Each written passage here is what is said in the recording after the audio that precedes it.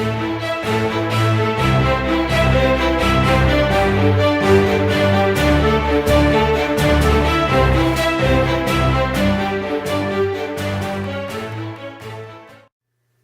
everybody, welcome back to DB's Comic Talk, Episode 2. This is your host, Dawn, from the Ken Frederick Podcast. Thanks everybody for listening to our first episode that I did. Decided to come back with another one. This time we're going to be reviewing Secret Empire #1 from Marvel. I know if you listen to the show, I'm a little bit of a Marvel hater lately. Been reading mostly Rebirth, but since Captain America is one of my favorites, and watching Agents of S.H.I.E.L.D. recently when they've been doing this Hydra kind of storyline, Secret Empire and S.H.I.E.L.D. are kind of following the same kind of thing, the Hydra taking over stuff. So I was in the comic shop the other day, saw episode #1, figured why don't I just review it, since I haven't been really paying attention to much that's going on in Marvel. I had to do a little catch-up work, because I really, at this point, I mean, if you're coming into the store and you look at, you know, they're heavily promoting Secret Empire right now. If you walk into your comic book store, they're giving you badges, they're giving you buttons, they're giving you posters if you buy it. I read an article that they're asking people to wear Hydra shirts, you know, so they're really over-promoting this story. I feel if you pick it up off the shop and you haven't been reading Marvel Comics that you're going to be absolutely lost, because I was lost. I mean, just looking at some of the people that are involved in this book, I'm like, I don't even recognize half of these Avengers. I mean, you, of course, got Hawkeye and Scarlet Witch and Spider-Man, different people like that. But taking a look at the cover, it's not a bad cover. Got the Cap, kind of Red Skull mixture thing going there. The Chitauri's in there, Spider-Man on the cover. Old Man Logan, who I can't stand. You know, they have some of the Guardians and Thor in there. Not a bad looking cover. It's okay. It's just confusing. Like I said, if you pick this book up off the shelf and you decide you're going to read Secret Empire, you had to read Zero. You had to read some of the Cap lead-ins to it. I've always read Cap my whole life, but I stopped reading Captain America when they turned him into a Hydra agent. That was just sort of the end for me.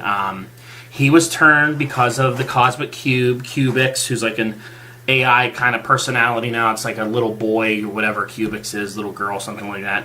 He had turned Cap into, Red Skull used him to change his history. So Cap's basically always been a Hydra agent. I think the big reveal here was that he was always a Hydra agent. And Hydra and the Nazis had won World War II, and then they sort of switched that. The Allies used the Cosmic Cube, turned Cap good. So they've really rewrote Cap's history altogether, which I hate. That's why I stopped reading a lot of Marvel. But I figured maybe there's something in this. I saw an article where the writers at Marvel said, you know, stick with Secret Empire. It's going to get better. So I said, let me just check it out. So I started going through it. It starts off very similar to, like I said, how Agents of S.H.I.E.L.D. was going. You had a class being taught. They're wearing Hive shirts and Hydra stuff. And, you know, the kids are all being brainwashed about Hydra's good and all this. There's a scene where there's a guy, like, throwing up a Captain America lunchbox, which I didn't really understand what was going on there. Then the Hydra agents came after him. Like I said, if you haven't read any of this stuff beginning, you're kind of lost in the beginning of this book. It's very confusing to sort of fall into it. But then it goes into a little bit of Captain Marvel. I guess some of the heroes are trapped beyond. There's like an Earth space bubble that's protecting them from like the Chitauri threats. And Captain Marvel and a lot of the other heroes are trapped outside there. You have other heroes that are trapped like inside New York. There's a dark dimension bubble going on, trapped in Doctor Strange. It's kind of strange. It's just really strange, the setup that they have going into this. It's a really unrecognizable Marvel universe to me. You know, the splash page on here that Marvel does telling you all about Secret Empire. You have the Hydra Command, which is all the Hydra people in it. You have Hydra Avengers, which I don't really understand. They're sort of under control of Captain America. It's like Odin's Son, Deadpool, Scarlet Witch, Vision, Taskmaster, Black Ant, Superior Octopus, who I guess is Dr. Octopus now, but wearing a Superior Spider-Man suit. I mean, just really strange. Again, Marvel is just so all over the place. And then you have the targets, which they have Thing in there, and Hawkeye and Black Widow, and Amadeus Cho Hulk, and Ironheart and the gang. So, you know, it's different, but again, the beginning is all this resistance stuff, and like this young kid trying to get back and to find a resistance that's fighting against Cap. At this point, Cap kind of controls all of like New York City. Hydra controls all of the United States. It's very dark and depressing. It's very serious. Captain America in this is like miserable most of this book. He looks like, I don't know if he likes what he's doing or doesn't like what he's doing.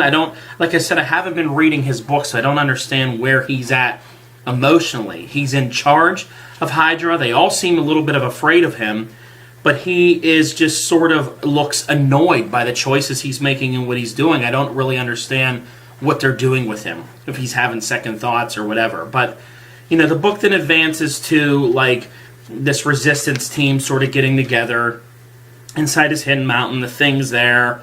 Vision, who I'm not really familiar with her, but I guess she's one of the Vision offspring.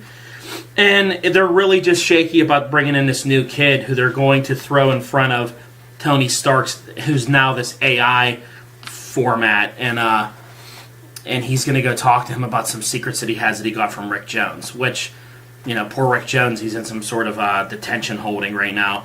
Then there's a nice awkward page here, which was really hard to read, where it looks like sad-ass Captain America talking to Agent 13 about, trying to have a dinner conversation with her where she wants nothing to do with him because she's apparently a prisoner. It's very weird. It's a very odd-flowing book. Then he has a conversation with Rick Jones where Rick is, trying to get through to him and remind him of who he is, and he's just, again, he's sad-looking in all these pages. It's a very depressing version of Captain America. I don't really know what they're doing with them. And then you have the odd conversation between AI Tony and this young kid, and AI Tony basically explaining, Cap's not a clone, we've tried to figure that out, he's not brainwashed, he's basically given up on his friend, he betrayed us, he destroyed us, there's nothing more we can do, it's over, we're just going to try and survive. Which, again, if you pick this book up and you start reading this, I don't know what motivates you to want to keep reading it. It's very depressing. Doctor Strange is trapped in another dimension. Cap's all with Lady Hydra here or whatever. I don't know. It just didn't flow well for me.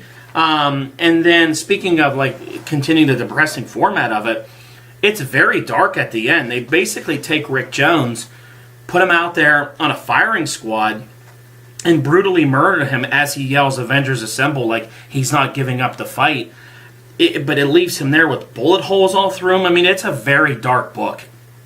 It's not really appealing. I can't understand how young readers would want to read this. I don't see how they can come in, especially the last page, Hydra ships are just destroying New York City. I get sometimes you have these apocalyptic type things happen, Dark Side, and you have Thanos coming down, but it's so sci-fi that it's not real. This is very real, this book. This is very Nazis and this isn't some outer worldy threat. These are terrorist organizations destroying the country. It touches on a lot of nerves, I think. And I think that's why it's getting bad reviews and a lot of people don't like it. It's not appealing. I don't really understand where they're going with it. It's a huge event, though, because it's stretching out through all their books. Everything's going on with it. A lot of doom and gloom. Cap as a Nazi. I think I'll keep reading it just so I can maybe review it and talk about it and be up on it. But I don't know. Go check it out. See what you think about it. Tell me how you feel about it. I don't really care for the Marvel Universe right now. It's so strange. It's such a strange place. There's nothing refreshing in it. There's nothing fun about it. Where their movies are so fun, their comic universe is very dark, it seems. I mean, they have some of the Iceman stuff, which is lighter, and the X-Men stuff going on, but this is a very dark, one of the darkest series I've read in a long time. It was tough for me to get through it. It was very boring at times. It was very long, very thick book, too, and probably $5 to buy like everything else. But go check it out. Tell me what you think about it, if you like it, if you didn't like it. And we'll keep reviewing it here. And coming up next, part 3 of The Button just came out, so we're going to dive into, once the 4th one comes out this week, I'll do another review on that. Check out all our other videos and our podcast. We just did a Guardians of the Galaxy review. Go check that out. It's really good. If you want to hear me and Ken and the gang argue. And thanks for listening. Check us out on our social media sites, and we'll talk to you again later.